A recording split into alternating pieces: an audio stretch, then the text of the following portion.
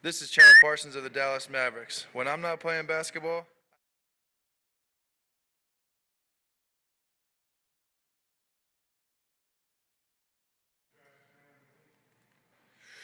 This is Chandler Parsons of the Dallas Mavericks. When I'm not playing basketball, I may consider listening to MOR. Probably not, though. Be live right now. They're having beer and Popeye's chicken. He's got a point, but it doesn't mean I'm going to like it anymore. Hey, balling with Bryan is like that. Everybody in Mavsland should be following him. He's savant-like, and he has just been a thrill and a privilege to spend time with him. So Balling with Bryan writes a blog, and all of a sudden you bury Dirk. The haters are going to hate, and the homers are going to home. I don't trust him. His name is Ryland. If you guys, and as much as you could, if you could talk into the microphone, because it's a little hard to hear up here, so as best you could. Is this good? Cool. Possibly live from the Ted Jones Broadcasting Center in Trophy Club, Texas. It's the definitive independent podcast covering Dallas Mavericks and the NBA. It's the Mavericks Outsider Report. And a little easy on your pace there. No, man, I was didn't ready. think- I shouldn't doubt you anymore. I was ready. Should also add today we have a Yes. special guest. We have a +1 in the studio in the Ted Jones Broadcasting Center, if you will, of 105.3 The Fans, Ben and Skin Show, and many other intellectual pursuits in and out of the world of sports. We have Brendan Smith Yes, I'm honored. of Dallas Baptist University. There you go. Thank you for that tagline. This is my second appearance. It is actually, believe it or not, 3 years and change since your first appearance. And I got to tell you, watching you work this thing live to start the broadcast was magical. I'm glad. And That makes me feel it good. made the drive to Trophy Club worth it. I don't care what else we talk about. Seeing you turn those knobs, I'm good. I'm good. I don't need anything else. I'm glad. He's really good at it. He's glad awesome. He's I'm really glad good. I made it worth your while. He should go pro. But I'm honored, guys. Thanks for having Yeah, me. because Yes. pros that do this only make like a quarter on the dollar. Groups of what I groups make. ask you for help. That's what it comes down to. Yeah, and that surprised the shit out of me Yes. when I even told my wife about that. I And was she's like, "Who's that?" I was like, guess who asked me if I could help run She sound? knew who Groups was. She went to Come on. elementary school with him. Really? Yeah, they're old BFFs from St. Elizabeth's in Duncanville. We'll have to talk about that. But I went to her and I said, guess who asked me to help run sound? And I actually screwed something up a little while ago here.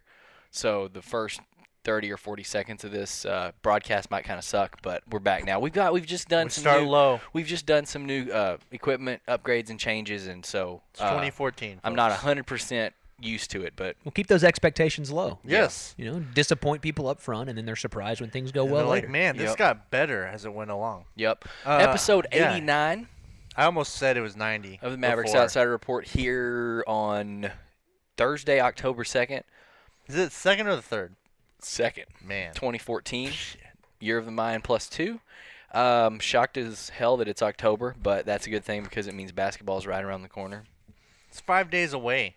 I mean, For you, yeah. Some people don't count For the rest For of everybody else, we still got a couple Come weeks. on, you're not counting. I was gonna say some people don't count the preseason, but based off of how the summer went and how weird it's been in the Metroplex for sports over the past couple months, you've got to latch onto something. So I'm gonna say preseason basketball. I'll be amped maybe for the first 5 minutes, then I'll realize, man, I'm watching preseason basketball. I need to go You're- do something else. you're It's not- hard to watch. You're not excited about Ivan Johnson and his grill getting up on there? That's a good point. That's a good point. He But, might- you he know, might- it is cool that it's the Rockets Yes, for game one. yes. But, dude, it's preseason basketball. There's so many other things you could do. Go talk to a girl or something. I don't do that. Oh, I no. don't do that. y'all We're are married. We don't do it either.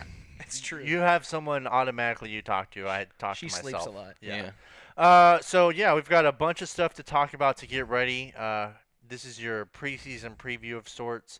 We're gonna get you caught up on everything that's happened in the past 2 to 3 weeks. There's been press conferences galore. There's been media days. Lots of people talking ish around the league. So much ish talking, So much being talked. We're gonna jump in right now and probably talk about one of the more, if not the most exciting thing, one of the most exciting things about the Mavericks is the return of Tyson Chandler. And Let's be real with each other. We're going to be talking about this all year. Tyson Chandler. It's just so gratifying. Yeah. Everybody's so just freaked out about it in a positive way at that introductory press conference, the Meet the Mavs thing that they do every year. Excuse me. Nice. Every fan, that was their question. All but a couple of them. A couple guys asked questions of Raymond Felton, just kind of be nice. I felt bad Hey, for you're Greg fat, man. What are you doing over there? I felt bad for Greg Smith, and I had the joke as saying that Greg Smith's own press conference was going to be held afterwards, so they saved all of his questions. Oh, yeah. Because he did not have any. I felt bad because, the Mavs sent out the picture of, hey, this is what's happening tomorrow. This is all the players you're going to talk to. And I was like, oh, look at all these guys. I forgot. Who's that guy on the right? Who is and that? I had to look. And I was like, oh, it's Greg Smith. I forgot he was forgot he was a thing. I didn't know what he looked like until he came in the room. Tall Just a man. big old tall dude with a bald head. Shorter than I expected, though. You're scared to say black there? African Let American. me tell you what the funniest thing in the world happened right before you guys got here. You talked to a black man. Layla, for those of you who don't know, my 2-year-old daughter, she comes in here. All I got Her was first word was black man. all I got out of the Way all I cuter got than out you, of by the here way. was the table. Yeah, I married up. All I had out here was this white table, and she says, "I want a microphone." Oh. So I got everything plugged in. She likes to put on the headphones and listen to herself talk. So I was just messing with her, getting her to say stuff. And so I said, well, who's your favorite? How are the many games are the Mavs going to win? And she doesn't understand the question, 7. And so I say, who's your favorite basketball player? I'm not shitting you. She says black. And I was like, well, so do most people. Have you not recorded any of this yet with her? I should have. Go in the Come intro. on, Next man. time, the problem is I'm always in such a hurry when y'all are getting ready to come over and getting everything set up. But yeah, so Big TC is back in the middle for the Mavs, and the fan base is elated over this. We're elated because of what it means on the court. Bryan, what you wanted us to talk about was what this means in terms of the mystique that he's built, having played 1 year in a Mavs uniform. And already that beloved. It's crazy, man, just to think that he was only here for 1 year. And obviously it was What a year it was. It was an amazing year, but most anyone will say that he was the defining factor for that championship team. Now you can say that it was J.J. Barea going in the finals. It was Deshaun Stevenson doing his thing. Corey Brewer doing his thing in the opening game against the Lakers. There's just so many things that worked right along the way, but everyone's still going to say that Tyson was the man that put things in gear, and then he just faded away based off of the CBA and everything like that, and now he's back again. It's bringing all that good mojo, those good vibrations and everything like that, and it's crazy how one guy can make that big of an influence in 1 year. And it's weird, too, because I know it's one guy that comes back from that 2011 team, but we were robbed of the true title defense. You look at as soon as that season ended, you had the lockout and everything that went on there, and then Tyson leaving, and then pretty much everybody else leaving as well. But you feel like even though it's just Tyson coming back, I think, as you said, fans are elated, and we're obviously elated too, but it feels like you finally get to see the title defense that we didn't get to see in 2012. Right. They're back. They've got a real chance to do something special, and this is the most energetic that I think we've seen Dirk in a preseason, before a preseason in several years. And I can't tell you how excited I am to see Tyson back. And I love what Tim McMahon wrote earlier today about how Tyson says that he feels as energetic and as explosive as ever, and those are incredible signs for Mavs fans. It's also interesting that I was talking to a friend of the show, Mark Followell, earlier this week, and he was talking about how they Name do dropper. Yeah, they do think I'm kind of a big deal. What just happened? I know, right? Because he does things on media day as well, and he got to talk to all the new guys and everything like that. And the thing he told me, which was kind of the most interesting, was that out of the new guys, Chandler was being talked about in such high regard as Dirk was. Like, some of them were like, yeah, Dirk's awesome, but man, I'm really excited to play with Tyson Chandler.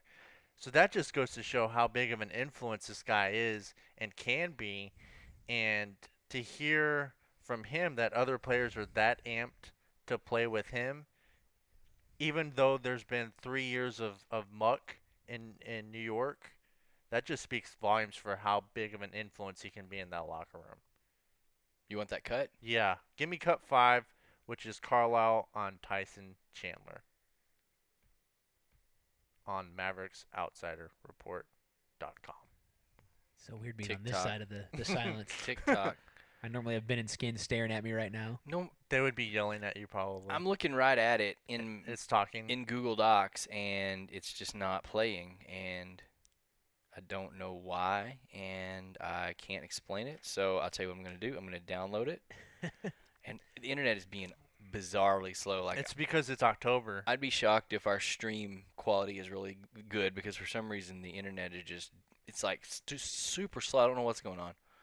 Well, I guess to your point, while Rylan tries to figure that out, you think about what Tyson means to a franchise, and I guess he has, as you said, those 3 years in New York, he has to have that reputation as someone who you have to you want to play with that guy, Right. And he had the off year last year, and I still don't really understand what happened in New York, the whole Phil Jackson thing, and him almost as insinuating that Tyson was the problem in the locker room, and then Tyson responded saying, "Well, if holding people accountable is being a problem in the locker room, then yeah, I'm a problem in the locker room." That's got to be a Phil head game. Yeah. And so That's got to be Phil creating a bunker mentality with the guys that are left. Tyson's not there anymore. He's a vocal guy. He's not exactly a Zen master. Phil can create a contrast between himself and his methods versus Tyson and his personality and try to make some hay off of it. That's got to be all that is. Give Tyson as much ammunition as you possibly can going into this season. He will use anything and everything, and that's what a true competitor is going to need. And I'm just interested to see what we talked about this on the last episode of kind of the Debbie Downer angle of it is what happens if like 7 games in Chandler has like a bad hammy and something has to sit him out for. Why would you say that? Because you got to keep it real though. Oh, okay. You got to keep it real. I know. like doing that. I know we do a lot of positivity on here, but you just never know. But okay, you got it. I got it. Internet's here. Internet has Carlisle on TysonChandler.com. He's one of the most popular one-year players in the history of any franchise. Fake laugh. Media laugh. Yeah. In fact, a couple of speaking engagements the last few weeks, I just got up. First thing I said was, Tyson Chandler is back with the Mavericks, and everybody stands up and goes crazy, because he's just such a, he's the kind of guy you can't help but love to watch because of his approach, his enthusiasm, and he's a winner. He's a winner. I agree, Rickster. There's something really interesting that you brought up on what happened in New York, and we really don't know what the answer is, but you could kind of see it even if you didn't watch New York a lot last season, and outside of the East Coast, I don't think many people did. But even in the game against the Mavericks in Madison Square Garden, you could kind of see like there was some give up in him a little bit, because you could see that he's the kind of guy that will give it his all. That's more than apparent. But if he kind of sees that everyone else is not really in, he's not going to kill himself. He's going to save himself for another day. And I kind of saw that in some pick and roll coverages in that game where it led to some easy dunks or layups for the Mavs, and he was like, "What the hell are we doing out here, guys?" So that was interesting to see that. Oh, I remember that. He had been kind of beaten up to a point. So this has got to be energizing for him, just being